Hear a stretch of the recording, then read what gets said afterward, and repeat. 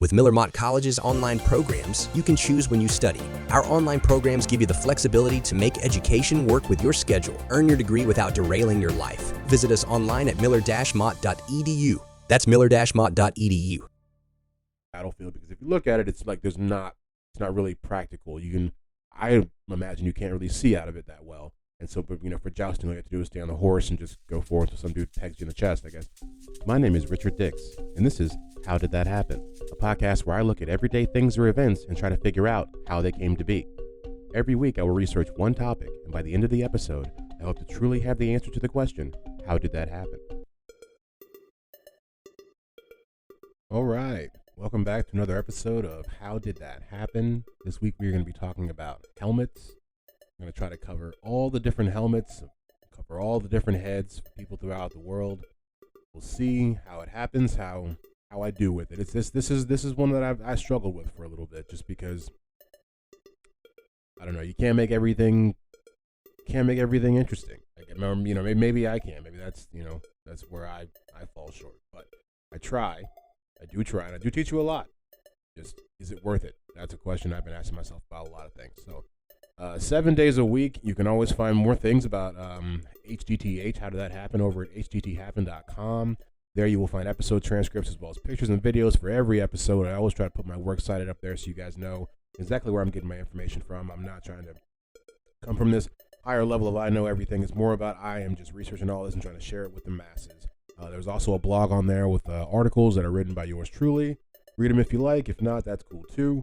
What am I watching right now? I just watched Shang Wang, Sweet and Juicy on Netflix. I did, and it was a hilarious comedy special. This is not a plug.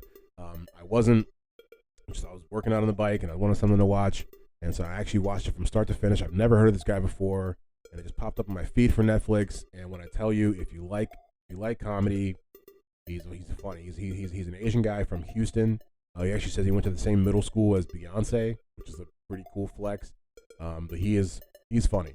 Shang Wang, Sweet and Juicy. And I also just finished White Lotus Season 2.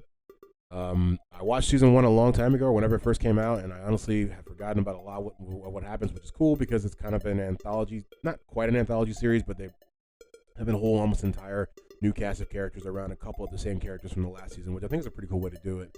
And I waited till the last episode came out so I could binge it all. It's really hard to describe to people because I've had to try to describe what it is, but it's a really good show about some rich people at this resort. And season 2 really kicks up, and it's the kind of show where you want to keep the secret. So though I'm not going to give any spoilers because I wouldn't want anybody to tell me. I'd rather just find out like the way that I did. Let's see, what am I listening to? I'm a big fan of Matt and Shane's Secret Podcast.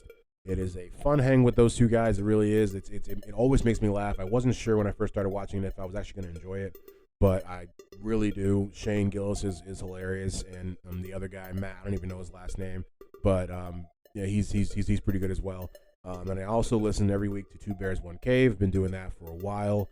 Been listening since the first episode. I love both those comedians, Bert Cast and YMH are two big inspirations for me.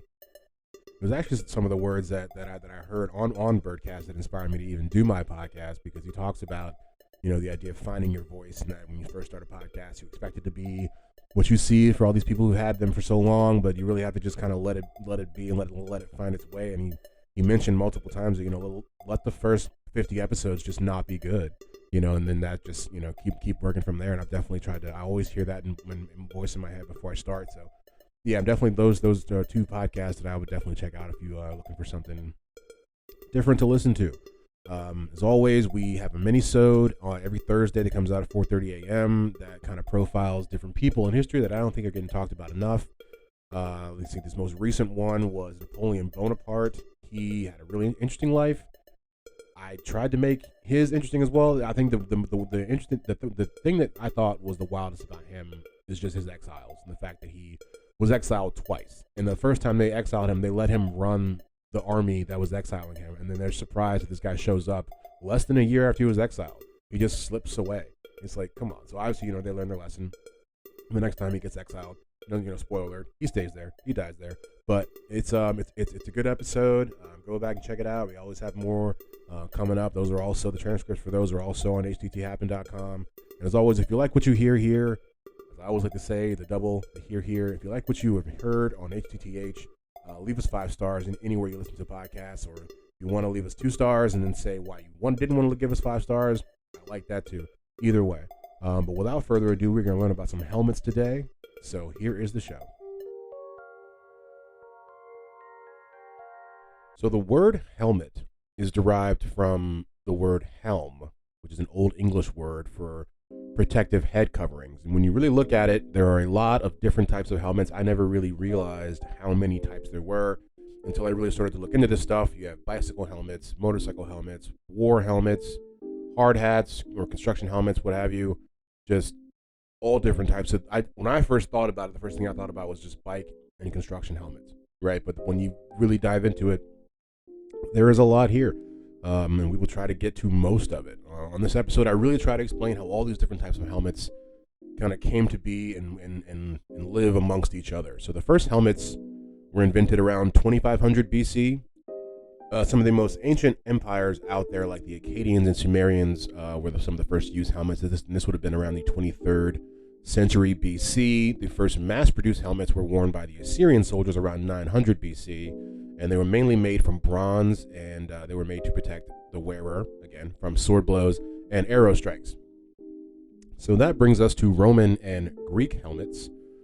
The Greeks used a helmet that was made from a mix of ivory and boar's tusks, and this is a really cool helmet that I when I found it, I thought this is one of the cooler ones that I've seen. It was used during the 17th, between the 17th and 10th century BC in the Mycenaean culture.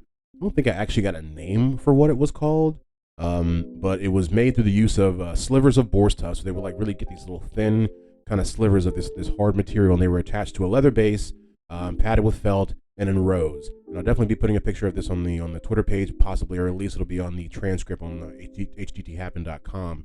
And one of these boar's tusk helmets, is what we'll call it, appeared in in Homer's the Iliad. And this was, I guess, right around the time when Odysseus is armed for a night raid against the Trojans, and he has this boar's tusk helmet on, but it is believed to be an heirloom, at least during that time. Because what we find, and what I mentioned earlier, is that the first helmets for soldiers and stuff like that, it wasn't like everybody gets a helmet. It all looks the same. It's like if you want to protect your head, you make a helmet, and then I guess through trial and error, they keep looking and see who keeps surviving these battles, and then they probably start making, helmets that look like the guys who survived the battles. There's another Greek helmet is the Corinthian helmet, and it originated in ancient Greece. And I feel like people were more familiar with this one when I saw this. I definitely was like, oh, I've seen that in a lot of different movies. I think it might have even shown up in 300. And it took its name from the city-state of Corinth, and it was made of bronze, which in later styles covered the entire head and neck with slits for the eyes. And that's what I think really stands out as far as something that you see before. It's almost a full like mask, fully covering the face, but there's like these small slits that run down the cheeks that for you to be able to see. And that's, for me, as far as like these old helmets go, that's one of the only ones that I've seen, and I could identify them. Like, oh, I know, I've definitely seen that before. Whereas the other ones, you're just like, if they say it's old, it looks old, you just kind of believe it. But the Corinthian helmet was depicted on more sculpture than any other helmet, which is kind of why I'm saying it seems like you see it so much. And it does seem that the Greeks romantically associated it with the glory in the past. So when they really want to reminisce, and go and think about the good days of old, that's the helmet they choose to put on their soldiers. So then we move to the Roman helmets, but they didn't have a lot to say. The Roman helmets, I think, because they're not as easily, like I said, I don't know, it's hard to describe them, and I don't want to sit here and just read descriptions at you, because that's just, no one really wants that, but I'll list a couple, and then there'll definitely be pictures on the website. So there's what's called a Galea helmet, which was one of the early Roman helmets, and it tended to borrow designs and styles from the various Etruscans and other people of the Italian peninsula. There's the Montefortino type, right? And that's why I'm like, when I'm reading this to you, you have no idea what it is, and I can barely describe it to you myself. So there will probably just be listed up there with like the actual name, so you can see it and kind of understand it later. There's the coolest type, which is somewhat like the Montefortino type. I don't know. But yeah, then we'll move on to medieval helmets for like knights.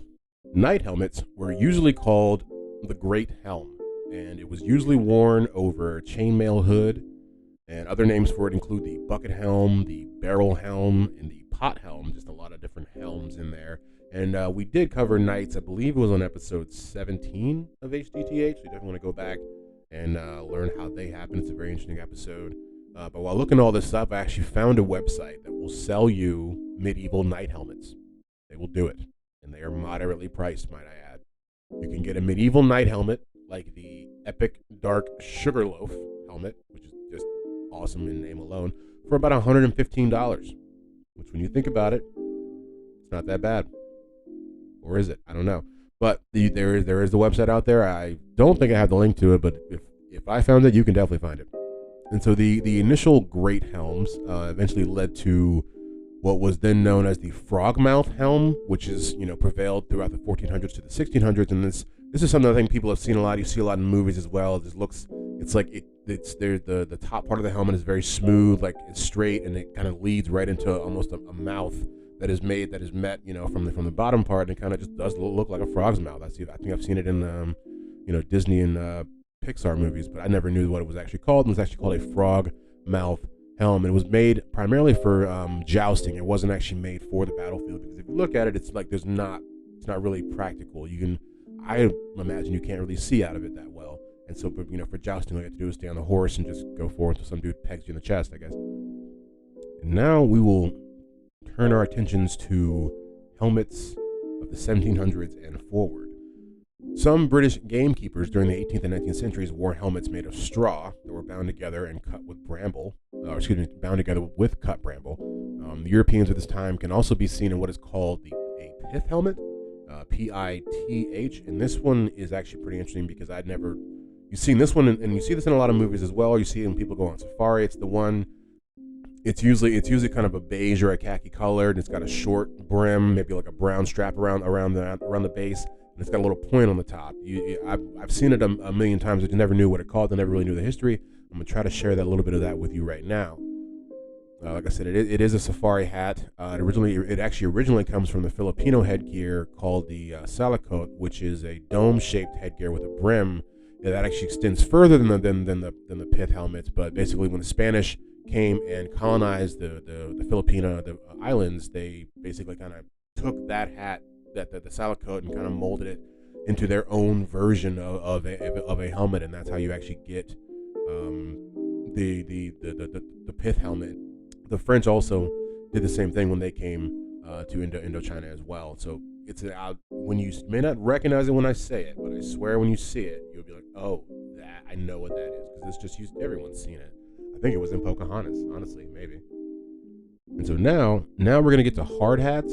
And this is actually, pretty interesting. I'm trying to make all this stuff. I'm trying to put some sort of spin on it, because I will tell you, I've been working on this episode for a few weeks, and I kept compiling information after information, but I couldn't find a through line for it all like I normally can to kind of just make it I don't know, worthy. I mean, but besides just sitting here throwing facts at you guys, but it is really hard, and so I'm trying to slip it in, during the holidays, maybe when people are a little more busy, and I can get on to the next thing, because it's just like I want to get it done, because I've done it. I've done all the information and the research of it, but I don't know. We're hoping to really try to make this an actual, kind of try to button up this the idea of the history of helmets. So we'll move to hard hats, and so in 1882, the patented pulp manufacturing company produced the first ever mass-produced hard hat to protect workers. So the British company, who later became the Centurion Safety Products company, manufactured a helmet from pulp, which was mixed with lime and fed into a former. And then the formed hat was left to dry and lacquered to give it a smooth or slightly textured finish, and a steel plate was riveted to the inside of the helmet to give it further protection. I'm sure that could not have been comfortable. We'll definitely get to the cradle part of the helmet here in a second. So yeah, like it says here, although they were pioneering, they were really uncomfortable because you're basically just putting a steel bowl on your head. You know what I mean? And wearing that for hours and hours and hours. And yeah, so I'm looking, and I've looked in a couple different websites, and it's hard to find who actually made the cradle for the helmet. They just say an American did in 1919, which is helpful, but Not completely, but we get to now where the creation of actual more modern hard hats, and this comes from a man who really found, I guess, the need, of course, for a helmet. He was in World War One. His name was, let's get this guy's name, Edward W. Bullard. Right, so in 1919, he comes home from World War One, having seen all the horrific things that have happened from there. I've mentioned some movies that I've watched on the podcast before about World War One, and they're really good. I mean, All Quiet on the Western Front is good.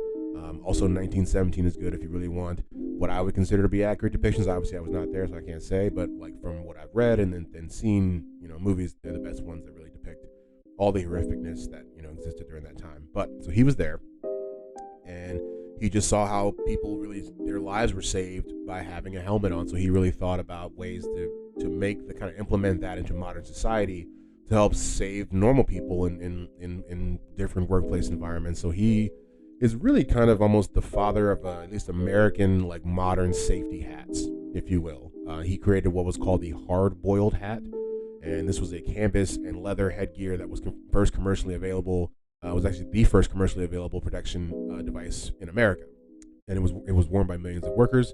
It revolutionized the safety product industry, and it actually got him in the Hall of Fame for national inventors, which was kind of cool. He did a lot of work with mining helmets. What they did, let's see that they explain how it was made. Let's see if I have it down here, because actually, or maybe I didn't put it in here, but they literally would like steam the hats to get them to be the shape of the person's head, which is how they got the term hard-boiled hats, because they're like, they're using like hot water and steam basically to kind of get it to work. But so it was around, I want to say the 1930s when hard hats started to become mandatory on job sites. Up until then, it wasn't, and it wasn't really until I believe they were building the Hoover Dam, and then also when they started building the Golden Gate Bridge. It was around those two times, which is around the 30s, where they started having to say, hey guy, you got to start. You got to wear a helmet, dude, because we're losing too many of you guys from just getting pumped on the head from different screws and falling debris and stuff like that. Let's see. So that's going to bring us to helmets for motorcycles, and then we're going to get to helmets for bicycles, and I think that's going to be about it. And then we'll get on to the next segment. I will be talking about the history of football helmets and the things I did not know before. So that's just a little teaser for you there. So motorcycle helmets. So in 1914, British physician Dr. Eric Gardner, he commissioned a shellacked canvas to protect the rider's head. They were first used in the Isle of Man Double T, which was a big motorcycle race during that time. And they immediately, believe it or not, saw a decrease in concussions. So that kind of became the standard for a little bit there. And then there was a man by the name of T.E. Lawrence, who was fatally injured in a motorcycle accident in May of 1935. His friend was a doctor who, having seen or heard about it, realized that had he have had a better constructed helmet, he may have actually survived that crash. And that led him to go and kind of change his. He was a neurosurgeon. He kind of changed his research into head trauma in 1940. And he published in 1941 a article in the British Medical Journal that really emphasized the importance of a crash helmet to help lower the amount of head injuries in motorcycles. And after the Second World War, this journal was used by the Ministry of Transport to further investigate head injuries and their mechanisms. This all led to the first motorcycle standard in 1952, which was followed 2 years later by the first hard hat standard. And this is all in Britain, by the way, not in America. The light duty safety helmet standard. And so by 1954, they were both standards in the country. You had to, have a motorcycle helmet of some sort, and then you also had to have the hard hat when you were doing construction work. America would not follow suit until 1964, when the U.S. Department of Transportation first created their first ever safety standards by which motorcycles had to adhere to. Also, 2 years later, Congress passed the U.S. Highway Safety Act, which specified that states would have to have helmet laws on the books in order to get federal funding for their highway development. And so now we're going to get into give you a quick history of bicycle helmets, and then we're going to get out here and get on to the next segment. So before there were bicycles, there were these things called Dryzines, and I had never heard of that before, but they're made by this guy in Germany, and I'll be putting a picture up on this on the transcript as well, on the website. And they look kind of like a bicycle, but there's like no chain, and the handles look different. It's actually pretty wild to know that, I don't know, because you look at bikes and you think, oh, where did they get that idea from? But it's like there's always something before. And I'm not saying the people who made bikes, stole it from the Draisine bird. I'm not even saying I'm pronouncing Draisine correctly. It's probably not Draisen. We're just gonna go with, because I'm not German. So yeah, in the early 1860s, the first true bicycle was created in Paris, France, by attaching rotary cranks and pedals to the front wheel hub of a dandy horse. Old dandy horse. And so the Olivier brothers, Rene, I always love that they named dudes Rene in France, Aime, and Marius, recognized the commercial potential of this invention and set up a partnership with a blacksmith and bicycle maker Pierre Michaud. Cool French names.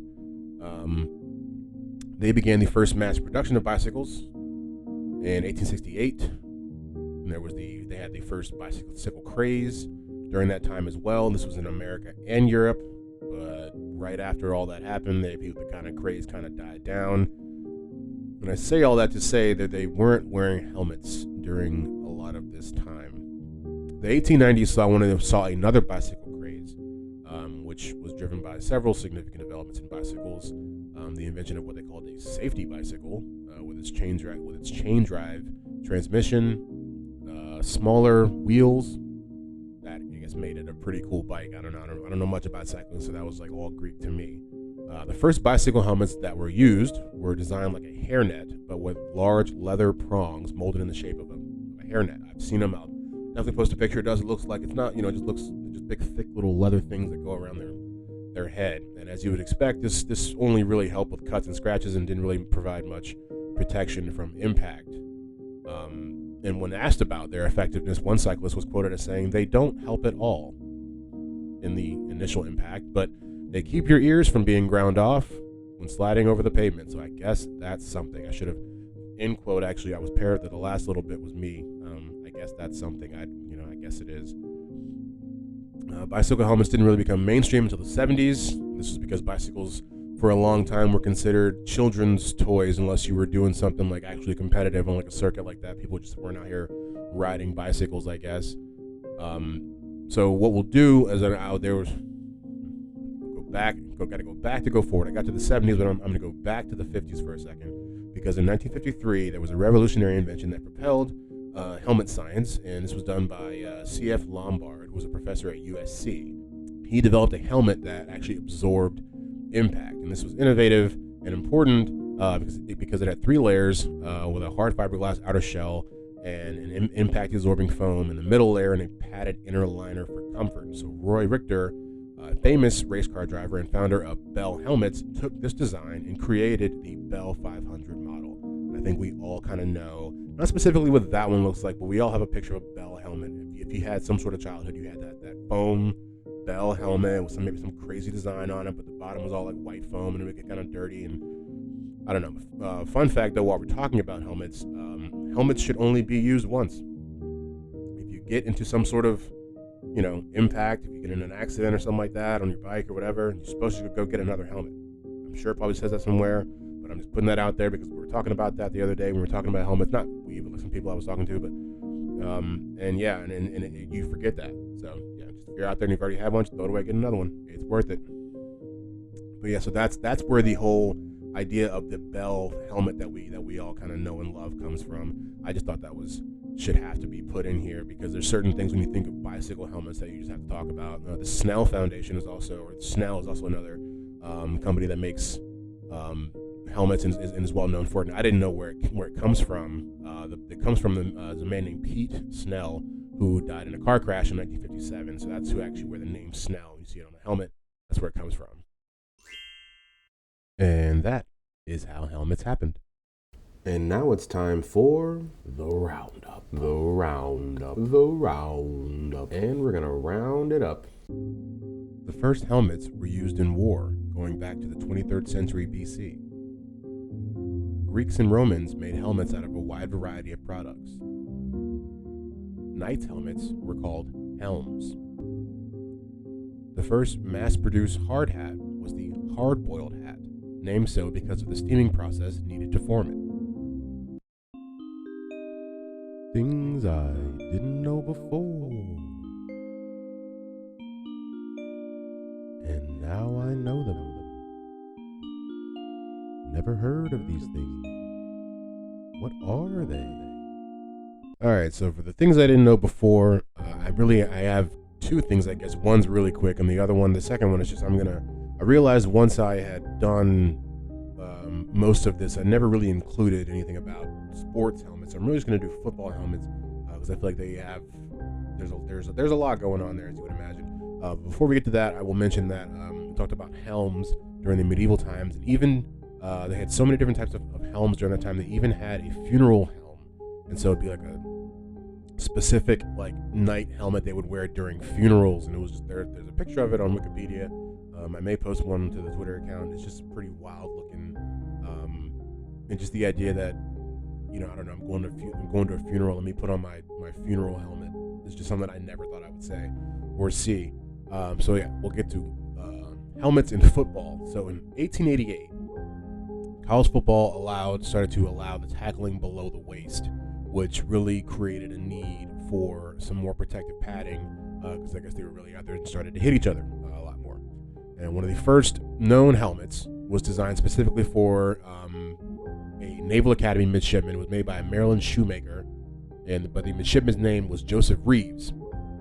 And this man had been told by the doctors that he should stop playing football because he could die, because he had been kicked in the head so many times from playing so much football. So instead of heeding, his doctor's advice, he, commissioned this Maryland shoemaker to try to make some sort of protective device for his head so that he could play in the 1893 Army-Navy game. It was said that this quote-unquote helmet was made of moleskin. So, you hate that gets kicked in the head so many times your doctor says the next one might kill you, and you're just like, slap some moleskin on there. 1940, we see John Riddle and John Riddle Jr. They make the first actual plastic helmets or shattering. I don't know what's the word. I guess they're just plastic. Yeah, in 1940 they stopped using leather, but the problem was, that they did shatter so much, and that's why the NFL was actually not really trying to use them for a while. So they actually had to change up their design, and that's where we get the actual real look of a football helmet that we have today. They designed it in the shape of a teardrop, which kind of allowed the impact to kind of slide off to either side of the helmet instead of absorbing it kind of head on, which would keep the shattering to a minimum. And once they did this, and then the actual plastic helmet became legal in 1949 in the NFL. Let's see, I have a couple more maybe interesting facts. Only interesting if you like football or you like technology and helmets. Sorry for people who don't like football. Let's see. The first logos on helmets were initially intended to help the quarterback see which receivers were actually his downfield, and this was done by the Rams, the Los Angeles Rams. They were the first teams to actually don any sort of logo on their helmets. The last NFL player to play in a game without a helmet was a man by the name of Dick Plasman. He did so with the Chicago Bears in 1940, and that's just wild that even in the 40s there was a guy out here playing football without a helmet. That's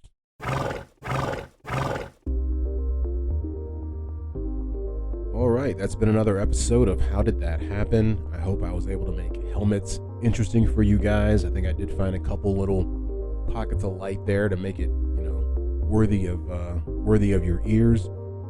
As always, thanks for pressing play. If you want more of what you just heard, you can head over to hdthappen.com, where as always you'll find the written version of what you just heard, as well as photos and videos, and the works cited that helped me create the episode. Like and subscribe wherever you listen to podcasts. Give us 5 stars if you feel so inclined. If you want to give us 2 and tell us why you won't give us 5, that's fine as well. We'll see you guys in a few days with the next episode of Bite Size Bios.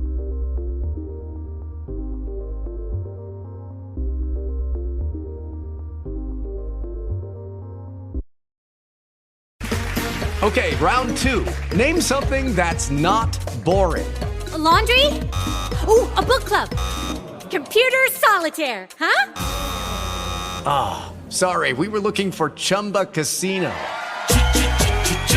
That's right. ChumbaCasino.com has over 100 casino-style games. Join today and play for free for your chance to redeem some serious prizes. ChumbaCasino.com. No purchase necessary. Void where prohibited by law. 18 plus. Terms and conditions apply. See website for details. Okay, round two. Name something that's not boring. A laundry? Ooh, a book club. Computer solitaire, huh? Sorry, we were looking for Chumba Casino. That's right. ChumbaCasino.com has over 100 casino-style games. Join today and play for free for your chance to redeem some serious prizes. ChumbaCasino.com. No purchase necessary. Void where prohibited by law. 18 plus. Terms and conditions apply. See website for details.